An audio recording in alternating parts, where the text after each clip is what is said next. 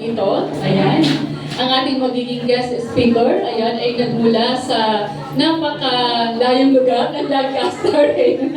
Ano, kapit-bahay lang po natin. Siya po ang ating ministries, ang head ng Ministries Development Network.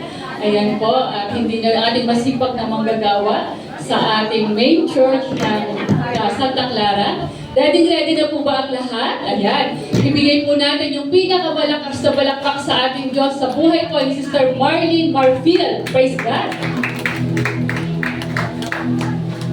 Salamat po. Inanyahan ko po muli ang worship team to sing with me para po pangunahan ang pag-awi po tungkol sa banal na spirito.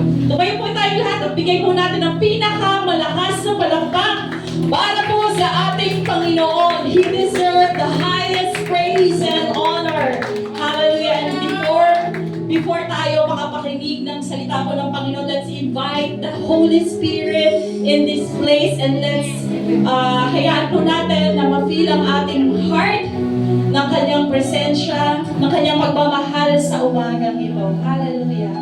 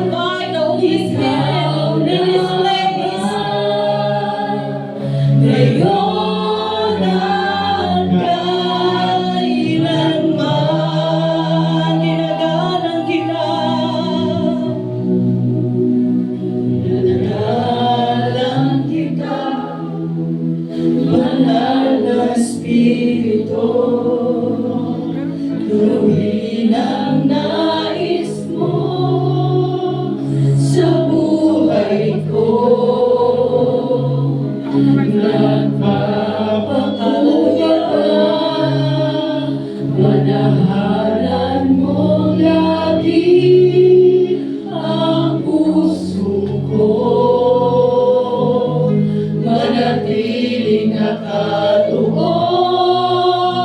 sa'yo.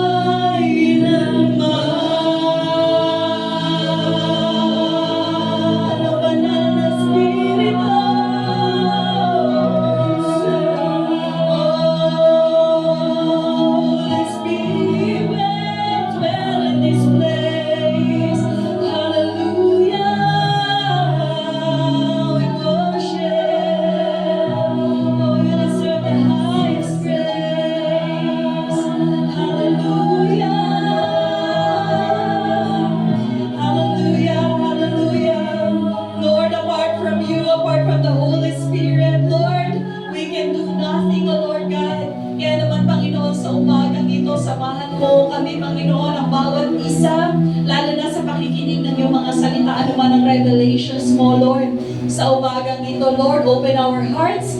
Nawa ang iyong salita ay hindi babalik ng walang kabuluhan, but it will serve in purpose to everyone's life, O God. Sa iyong abang lingkod, Panginoon, as your mouthpiece today, Lord, I pray that you will empower me and you will also empower your listeners, whatever, Lord God, whatever rebuke, correction, or promises, Lord, nawa, Lord God, hindi ko basta-basta mananakaw ng kaaway, Panginoon.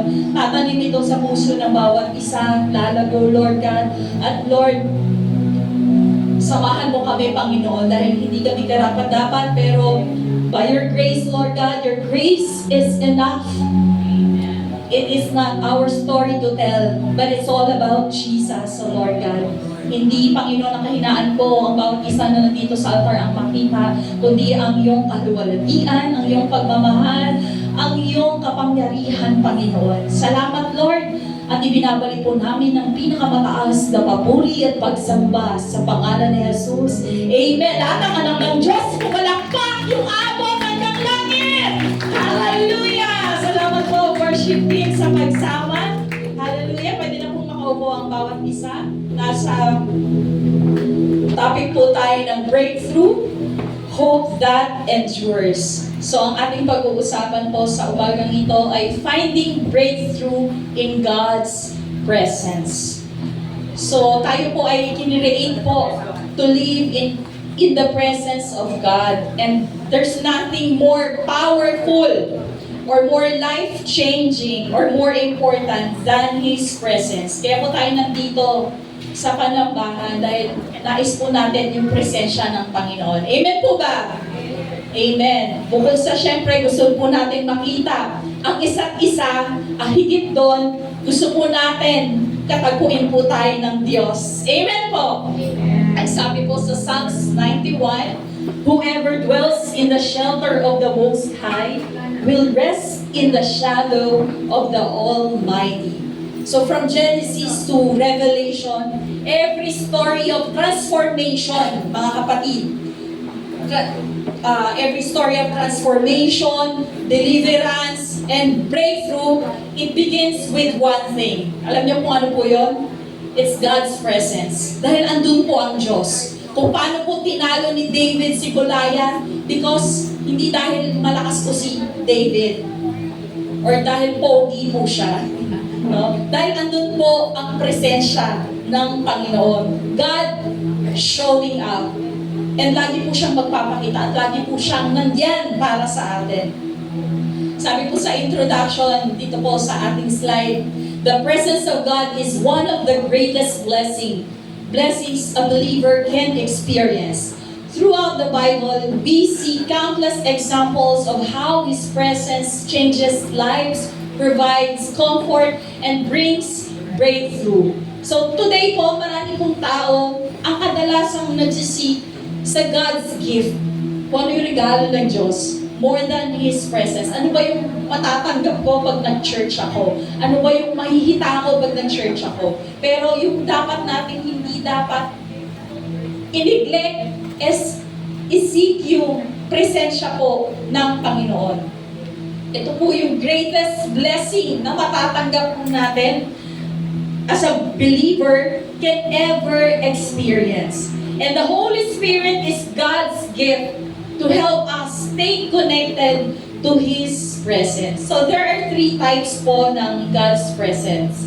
Number 1, God is transcendent. He is above all, over all, and everywhere. Ang sabi po sa Jeremiah chapter 23 verse 23 to 24, am I only a God nearby, declares the Lord, and not a God far away? Who can hide in secret places so that I cannot see them, declares the Lord. Do not I fill heaven and earth, declares the Lord. Ibig sabihin po, ang Diyos po ay nandyan parate. He is near or far, and wala po tayong maitatago, malilihim. Kahit po itinago po natin siya sa ikabuturan ng ating puso, alam po ng Diyos dyan, Alam po ng Diyos yan. He fills all of heaven and earth. So itong verse na ito, it's a powerful reminder of God's omnipresence, which is a key attribute of His very nature. And He is aware sa bawat action na ginagawa po natin. And may access po siya, parang CCTV, 24/7. Hindi lang basta CCTV kasi kaya niya mag-penetrate sa loob ng puso po natin at alam niya po kung ano ang mga nasa isipan po natin. So, wag mo nang ilihim yan. Sabihin mo na kay Lord. Naantay niya lang magsabi ka sa mga bagay na matagal mo nang kinikimkim. Pero alam niya yan. Okay? Number 2, God is intimate. Sabihin po natin, intimate. He dwells within His people. Ano kaya ibig sabihin nito? Sa 1 Corinthians chapter 3, verse 16. Don't you know that you yourselves are God's temple and that God's Spirit dwells in your midst? So, ginamit yung you, no? As plural. No, ibig sabihin, it refers to believers as a group. Meaning, the church community or tayo mismo is the temple. Hindi po yung building, yung church.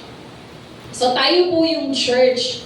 No? So, kina-clarify ni Paul, yung writer ng Corinthians, 1 Corinthians, na the believer's body is a temple of the Holy Spirit. So ano nga ba yung temple?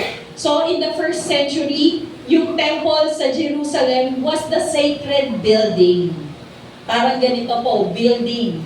Yun po yung templo nila. Kung saan nandoon po ang naniniwala sila na nandoon po ang presensya ng Panginoon. So, at kaya po, ang temple sa kanila is very sacred or sagrado. Holy. Sabihin po natin, holy. Pero kung itong si Paul, niredefine niya yung concept that God's presence now resides in His followers. Pwede po bang pumalakpak ang lahat ng followers ni Jesus, ang lahat po ng disciple ni Jesus? Dahil lahat po ng followers or disciple po ni Jesus, andun po nananahan ang presensya po ng Panginoon. Tayo as a temple, as a church, nandito po, nananahan po ang presensya po ng Panginoon. So ano po ang implication nito sa dapat nating maging behavior? So ito po ay sinasabi ni Paul para paalalahanan, a powerful reminder again on how we should act as a believer, on how we should dress, kung paano po tayo magsalita, paano po tayo mag-react, kung paano po tayo maging isang empleyado, and everything. No? Dahil dito po nakasalalay din ang reputation po, no? Kasi tayo nga po ang templo as a believer. Nananahan po ang presensya ng Panginoon sa atin. Palakpakan po natin ang ating Panginoon.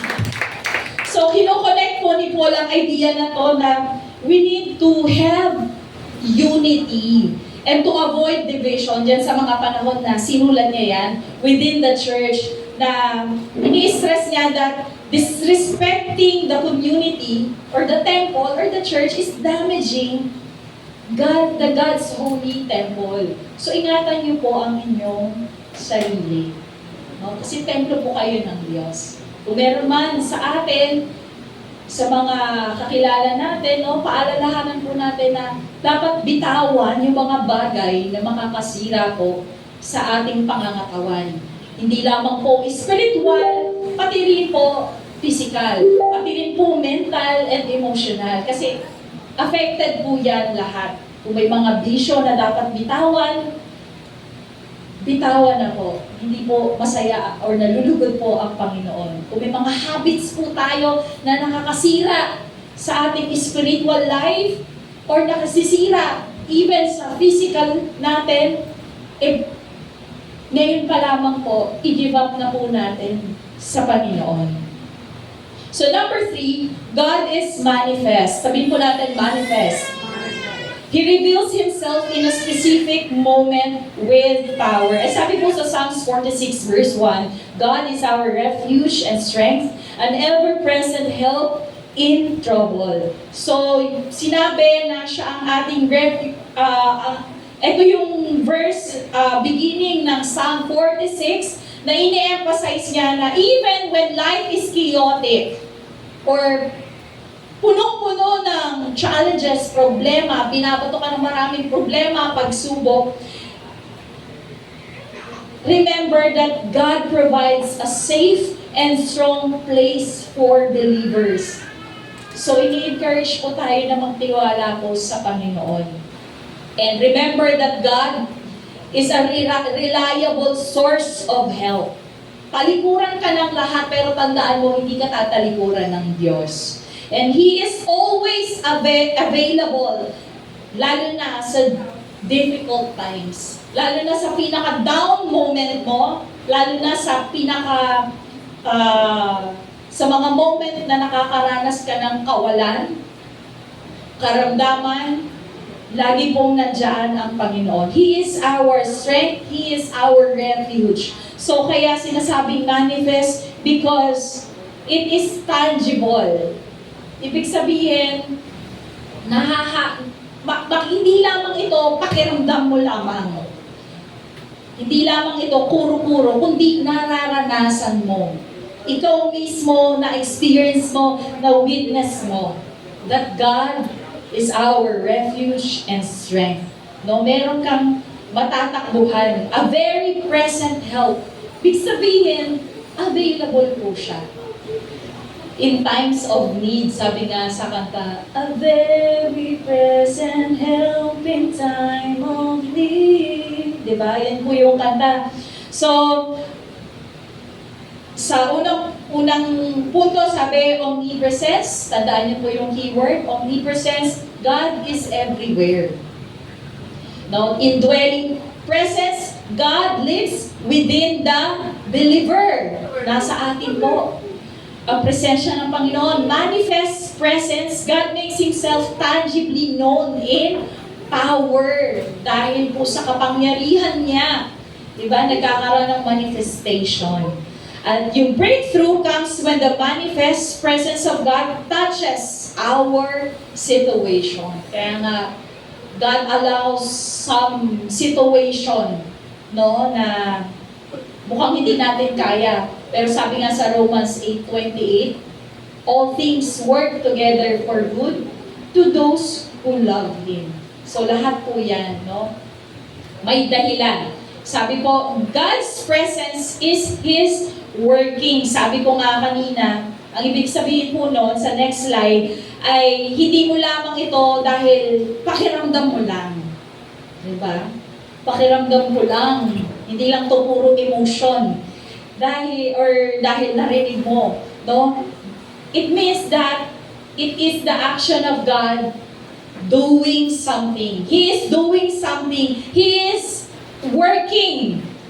And we believe that greater things are yet to come. Kasi niluluto yan ng Diyos. Pinaplano yan ng Diyos. Tinatrabaho po yan ng Diyos. Amen po? So, kung saan po ang presensya, kung present po ang Diyos, He is active. He is alive. Amen. Amen. So, kaya matutunan po natin na sa bawat sitwasyon, masaya o malungkot, may pera o wala, matutunan po natin magtiwala pa rin po sa Diyos. At lagi pong lumapit sa Kanya. So, sabi sa next slide, breakthrough comes into our lives by being connected to God, to His presence. Sabihin po natin, connected. Kasi malabo pong mangyari ang breakthrough kung wala ka pong connections sa Panginoon. No? Kumbaga, pwede nating sabihin sa mundo, connection that we don't have. So, tayo, merong connection sa Panginoon. Kaya, kasi itong connection na to, ito yung magbibigay sa atin ng guidance, ng strength, clarity sa mga naguguluhan po dyan at nako-confuse, and divine help. Kaya, panatilihin niyo po yung connection niyo. Stay connected. Parang wifi. Sabi mo sa katabi mo, stay connected. Huwag yung parang Converge at PLDT, laging nawawala. Nawawala ng connection. No, dapat, firm tayo sa relationship natin sa Panginoon.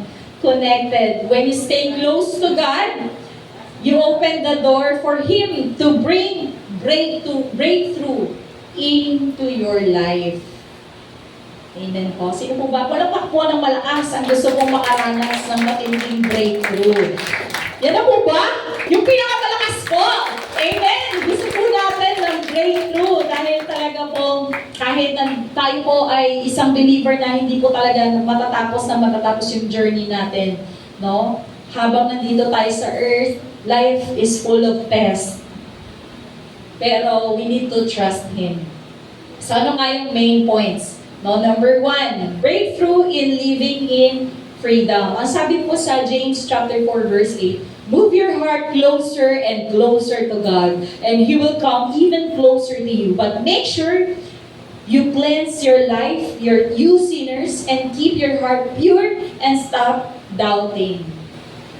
Ito po, yung kasalanan, no? Keyword dito. Where the Spirit of the Lord is, there is freedom. May kalayaan. And gusto po ng Diyos na baliin yung mga doubts mo, yung fears, pain, shame, especially kasalanan. Sabihin po natin kasalanan.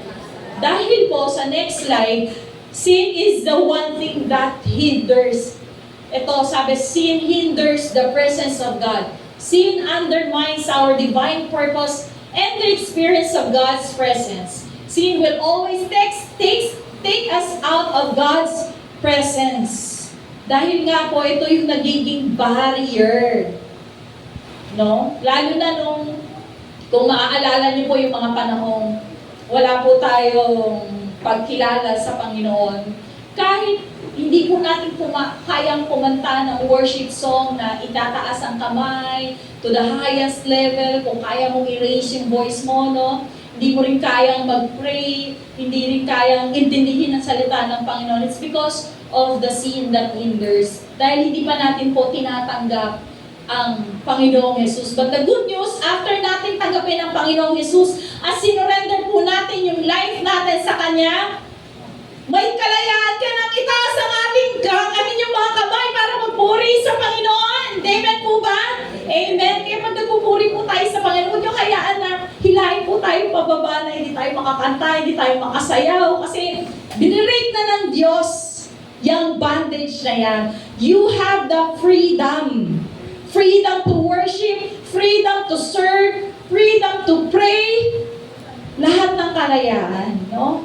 Na magagawa mo para sa Panginoon. Pero bakit nga ba kasi, parang naalala niyo po ang kwento ni Adam and Eve, no? It was the sin that removed Adam and Eve from Eden, from the place of presence. Andun na sila eh. Diba? Sayang. No? So, balikan natin yung Genesis chapter 2 verse 16. Ang sabi naman ni Lord, instruction ni Lord kay Adam, you are free to eat. Tama po? You are free to eat from any tree in the garden. But you must not eat from the tree of the knowledge of good and evil, for when you eat from it, you will certainly die.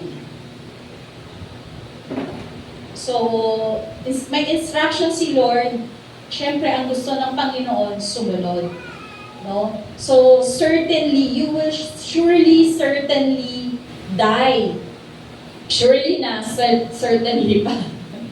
No? Yung sinasabi kasi ng Panginoon dito, hindi physical death, spiritual death. Kasi nga, if there is obedience, of course, sin po ang disobedience. Kaya po, sa mga anak na nandyan, pag nag-disobey po kayo sa inyong magulang, yan po ay already kasalanan. Kasi nga po, disobedience. So, magaling po kasi si Satan. Manukso. Magaling siyang mag-tempt Talagang ang sabi ni Satan, did God really say? Sinabi ba talaga niya? Diba? Ganon? That you must not eat from any tree in the garden. So, nag-i-input siya ng confusion. Nag-i-input siya ng doubt. Pero pag nasa presensya ka ng Panginoon, anong ibibigay sa'yo ng presensya ng Panginoon? Clarity. Hindi confusion. Kaya importante hindi po tayo lumalayo sa presensya ng Panginoon. No? Kahit bigyan ka ng doubt, injectan ka ng doubt, hindi yan mananaig. Kasi firm tayo sa kung ano ang instruction ng Lord. So na-confuse si Eva. We may eat fruit, sabi niya. We may eat fruit from the trees in the garden. Tapos sabi niya, biglang sumingit na naman si Satan. You must not eat fruit from the tree. Sinabi ni Satan, you must not eat fruit from the tree that is in the middle of the garden. Biglang nagkaroon ng middle. Diba? May dagdag. And you must not touch it or you will die. Nagbago yung statement. Ang sabi lang naman ni Lord, when you eat from it, you will certainly die. Do not, diba? You must not eat. Wala siyang sinabing middle, wala rin siyang sinabing touch. Diba? Nagkaroon ng confusion. So, ganyan po ang ginagawa ni Satan sa atin para mahulog po tayo sa kasalanan. Mag-i-input po siya ng confusion. Kaya tayo, as a believer, we must know kung ano ang instruction ng Panginoon po sa atin. Saan po ba natin makikita ang instruction ng Lord? Sa Bible po. Kaya we need to stay connected. Dahil gagamitin po ng kaaway, lalo na kung saan po tayo mahina. Doon po tayo mas lalong titirahin ng titirahin. At because of pride, kasi nga po, sinabi niya, you will not certainly die. Di ba binago ni Satan? You will not certainly die. For God knows, kasi kapag kinain mo yan, your eyes will be open and you will be like God. Doon din po talaga nahulog si Lucifer, that you will be like God. No one is like God. God is God. Hindi natin siya kayang pantayan. Sabi dito, knowing good and evil. So, nung tinignan niya na yung fruit, enticing. Ganun kasi ang tukso eh. Diba? Lalo na pag sale, yung eyes mo ang ginagamit. Enticing, ang ganda bagay sa akin to kahit wala kang budget. Add to cart. No? Kasi tinuturo po sa atin maging good steward eh. No? Yung kadalasan, yung senses po talaga ang ginagamit sa atin para magkasala. Yung mata, yung tenga, yung bibig, yung panlasa, di ba? Ang pakiramdam. Kaya, madalas ngayon mata kasi sa Facebook eh. No? Kaya ako walang Facebook sa cellphone, naka-uninstall po yan.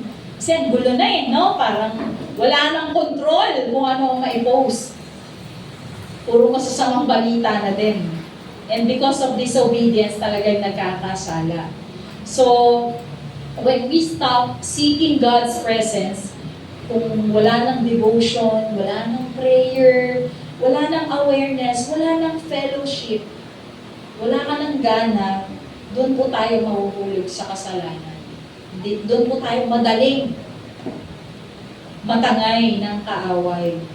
So, huwag niyo pong hahayaan na manakaw po ng kaaway kung ano po yung itinanim po ng Diyos sa buhay niyo. At lalo na para sa pamilya niyo po. Amen po? So, remember, ang good news po doon, yung presence po ng Panginoon, it breaks in the bondage. The bondage breaks off and breakthrough begins where God's presence is welcome. Number 2, breakthrough of living the triumphant life. Ang sabi po sa Psalms 91, when we live our lives within the shadow of God Most High, our secret hiding place, we will always be shielded from harm. How then could evil prevail against us or disease infect us? God sends angels with special orders to protect you wherever you go, defending you from all harm. So there is a victorious life available to every believer. One not marked by fear, defeat, or constant struggle, but by bold faith, supernatural power, and unshakable confidence in God's presence. So hindi po tayo tinawag ng Diyos para maging talunan. Lagi niyo pong tatandaan, isigaw po natin, victorious po ako! Victorious. Yan, victorious tayo. We are called to be victorious, spirit-empowered, faith-filled life. Kaya dapat pumunta tayo sa church para tayong laging nanalo, no? Nananalo. Parang kala mo laging nabubulot sa rapon. No? Laging masigla, laging masaya. Kasi nga po, victorious po tayo. Hindi po tayo talunan. Kaya po, kailangan po nating labanan yung espiritu ng laging pagkatalo, laging biktima. Tayo po ay victorious. Sabi sa Psalms 91, we are shielded from harm. Lagi po tayong hindi po makakapenetrate ang evil. Yung angels po ay naka-assign to protect us. No plague can come near Jesus' name. Hallelujah! Palakpakan po natin ang ating Panginoon. Kaya naman bago tayo lumabas sa iglesyang to, lagi niyo pong daladala na kayo po ay victorious. The triumphant life is not for a special few. It is for anyone who abides in the presence of God. So as a believer, we have to make sure na talagang yung presensya ng Lord yung lagi nating hanap. Dahil yan po ang ibibigay ng Diyos sa atin, yung victorious life. No, hindi po tayo, makakaranas po tayo ng kagalingan, ng healing, reconciliation, kalakasan, pag-asa. No? Ito yung tinatawag nating effortless victory kasi the Lord will fight for your battle. Kaya minsan pagod na pagod tayo, no? Kasi tayo yung laban ng laban. Nakalimutan natin ang Diyos pala yung lalaban para sa atin. Hindi yung effort mo, yung kapangyarihan ng Diyos, yung lalaban para po sa atin. So the presence of God is the atmosphere where miracles happen, where deliverance and supernatural breakthrough happen. So number 3, last po, breakthrough in living a spirit-filled life. Sabihin po natin, spirit-filled life. Spirit-filled life. Ang sabi po sa Acts chapter 1 verse 8, but I promise you this, the Holy Spirit will come upon you and you will be seized with power. You will be my messengers to Jerusalem, throughout Judea, the distant provinces, even to the remote places on earth. So breakthrough is not just an event. Hindi lamang ito pangyayari. Ito po ay lifestyle walking with the Holy Spirit daily. So letting God lead instead of living by personal willpower alone. So hahayaan mo ang Diyos kumilos para sa'yo. Ang Diyos ang magdidesisyon para sa'yo. Dahil lagi mong tatandaan, it brings clarity. Walang confusion. Kaya kapag may confusion sa ginagawa mo, you have to pray about it. Kung may confusion sa relasyong ipinasok mo, you have to pray about it. Kung nasa trabaho kang full of doubt and fears, you have to pray about it. Dahil ang presensya po ng Diyos, hindi po nagbibigay ng confusion. It brings clarity. So, Spirit-filled life is Spirit-filled service. Spirit-filled witness, Spirit-filled generosity, Spirit-filled obedience or following. No, pag sinabing Spirit-filled service, serving God and others with joy. Asan po yung joy? Asan po si Joy? Lagi po tayong nakangiti, masaya, may pagpapakumbaba, at merong kakaibang kalakasan. Kasi yung paglilingkod, no, hindi to kailangan ng hindi ito yung intelligent na nagmumula sa mundo. Ito ay wisdom galing sa Diyos. Hindi mo kayang magsalita or magbahagi ng salita ng Diyos, pero nagagawa mo because it is the supernatural power, strength.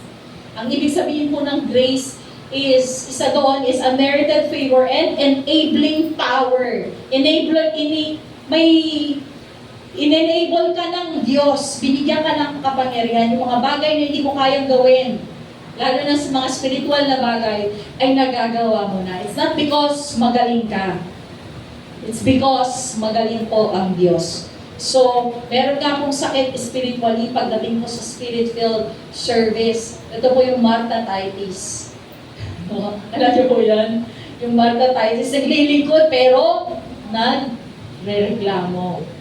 Pero pag spirit-filled service, there is joy. No? Masaya po tayo. Masaya po ba tayo?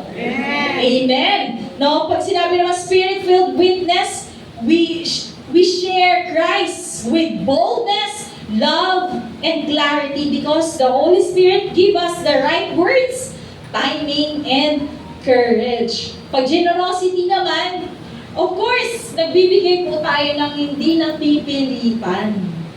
No? O dahil nagtatides po tayo, dahil requirement po ito sa church. Hindi po ganon, no? We give freely, joyfully, and sacrificially because the Holy Spirit produces a generous heart. Ang spirit-filled following, lumalakad po tayo. Nilalakaran po natin yung kaparaanan po ng Diyos. Hindi po natin kaparaanan. Kung saan po na may guidance, may empowerment, hindi lamang po is personal willpower. Alam niyo po pag palaging lakas po natin ang ginagamit po natin, mauubos po tayo. Mababurn out po tayo. Hindi po natin kakayanin lahat. Sabi nga po, apart from Him, we can do nothing. Ako tayong magagawa. At hindi po natin kayang mag-obey kapag hindi po tayo connected din talaga sa Panginoon. Kaya po kailangan, lagi natin i-work out kamusta na nga ba yung relationship ko sa Panginoon. Kamusta po ang devotion? Kamusta po ang prayer life? I hope lagi naman po tayo i-work out ng Panginoon. Hindi pa naman po huli ang lahat. Pwede pa rin po nating ibalik kung ano man yung siglang nawala sa atin noon. I-allow ni Lord yung mga situation na parang akala mo manghihina ka. Pero pag na-overcome mo yun, there is breakthrough. Mas lumalakas ka. Ano po? Nagiging easy na lang sa'yo. Pag naging easy sa'yo, another level up na naman ng pagsubok. Kasi i-level up ka na naman ng Diyos. Pag binibreak ka ng Diyos, ibig sabihin gusto niya ng breakthrough sa buhay mo. When you live in the presence of God, you cannot stay quiet. You cannot remain passive. You cannot remain fruitless. Ang isang believer dapat nagiging fruitful. Amen po? Namumunga. So, ang presence po ng Panginoon, it will make you effective, it will make you bold, generous, and powerful. Sabi po ni Tim Keller, to stand in the presence of God, that is what the gospel is. The gospel is not primarily about forgiveness. It is not primarily about good feelings. Dahil maganda yung pakiramdam ko, okay ako, okay kami ni Lord, hindi po ganon. It is not primarily about power. All those things are byproducts, sparks. It is primarily about the presence of God. We cannot bear fruit. We cannot, hindi natin may endure lahat without God's presence. There is no hope without God's presence, no? So, hindi po ito optional sa atin as a believer. It should be the passion, the pursuit, and priority of the Christian life. So our conclusion po, thank you Lord, palapakan po natin ang ating Panginoon. Our conclusion, every breakthrough in the Bible is a reminder of God's sovereignty, His faithfulness to His promises, and His power to overcome every obstacle we face.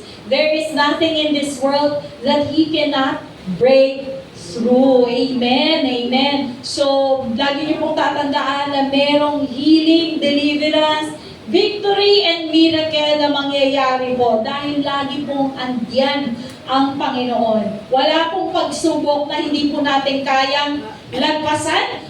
Ito po, Psalm 16 verse 11, in His presence is fullness of joy. But outside His presence, so of course, there is fear, frustration, bondage, shame, discouragement, and chaos. So today po mga kapatid, God is calling His people not just to visit His presence, but to dwell in it, live in it, breathe in it, and walk in it daily. Your breakthrough, mga kapatid, is in His presence. Your freedom is in His presence. Your victory, lagi po tatandaan, is in His presence. Your purpose is in His presence. And your power is in His presence. Naalala ko yung kantang, pwede na po tayong tumayong lahat.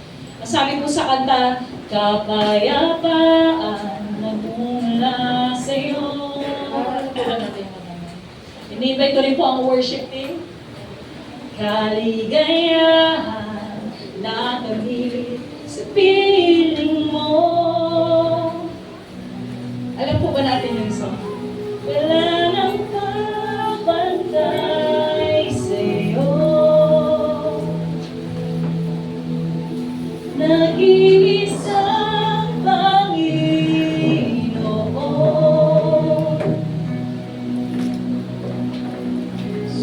Nakalimutan ko yung lyrics. Linig po natin. Kapayapaan nagmumula sa'yo. Kaligayahan na kami sa piling mo. Wala nang pagkatay. Wala nang papantay sa'yo. Nag-iisang Panginoon.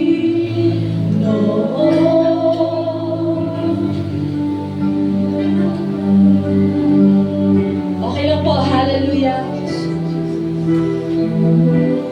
Sa piling mo ata ang kahit doon, hallelujah. Tulad nga po ng awitin namin, inawit namin ng Panginoon sa umagang ito.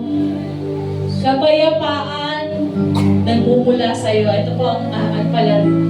Kapayapaan nagmumula sa iyo. Kaligayahan.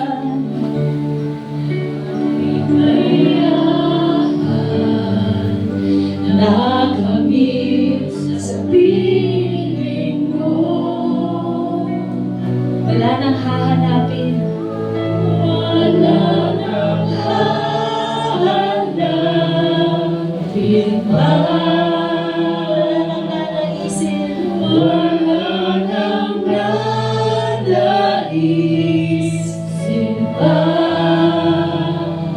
Kundi mamalagi sa piling niyo,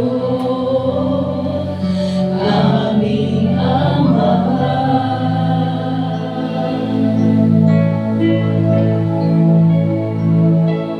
Wala nang papantay sa'yo. Nag-iisang Panginoon,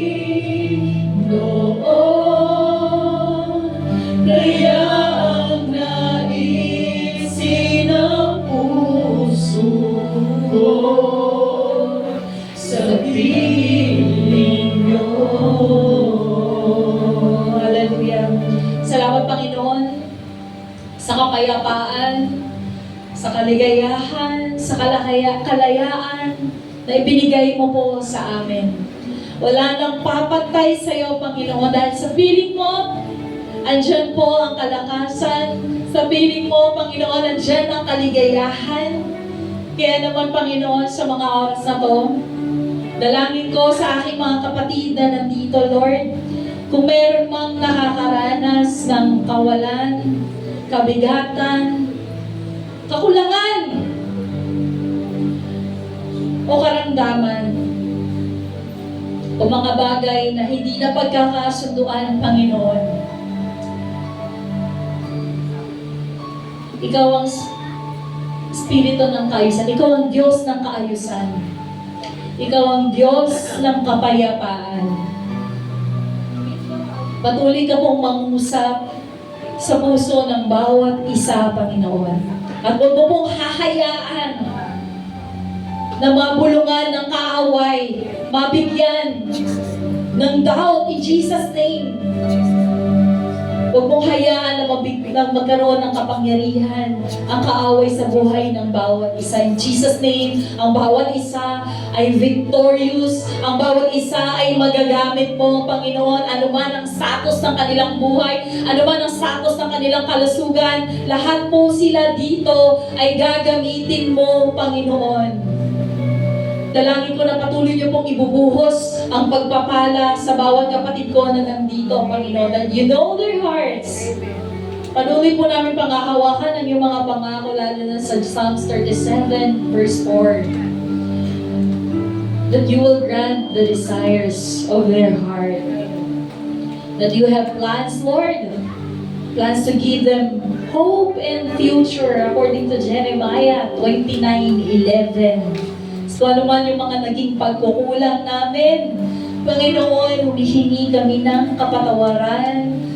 Salamat, Lord, dahil sa bawat umaga, bago ang pag-asa, sariwa ang iyong kawan, ang iyong pag-ibig ay hindi nagbabago, ang iyong katapatan, Lord, ay laging dakila. Salamat, Panginoon. Hallelujah. You deserve the highest praise and honor. In Jesus' name we pray. Amen. Napakalang ng Diyos. Pumalakpak. Hallelujah. Thank you so much. God bless po.